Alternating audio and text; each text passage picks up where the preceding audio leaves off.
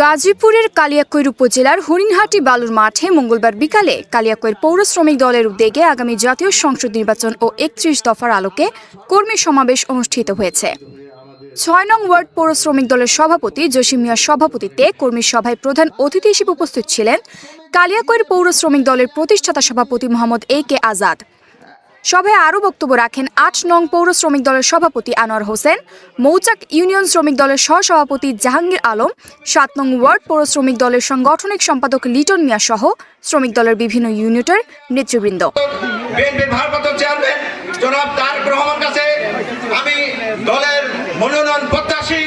আগামী দিনে আমি এই শ্রমিক অধ্যুষিত এলাকা থেকে শ্রমিক দলের একজন লোক হিসাবে আমাকে দলের মনোনয়ন যেন দেয়, আমি দলের কাছে মনোনয়ন চাবো। এবং আমি শ্রমিক বান্ধব হিসাবে শ্রমিক ভাইদের বলতে চাই, শ্রমিকদের নিরাপত্তা, চিকিৎসা, বাসস্থান ইনশাল্লাহ আমাকে যদি। স্বপন সরকারের তথ্যচিত্রে ঐশী মণ্ডল, চ্যানেল 21, কালিয়াকৈর, গাজীপুর। আজকে আমি একজন সাধারণ শ্রমিক, আপনাদের শ্রমিক ভাই হিসাবে আপনাদের মাঝে এসেছি। আমি একটা নিতান্ত একটা টেক্সটাইল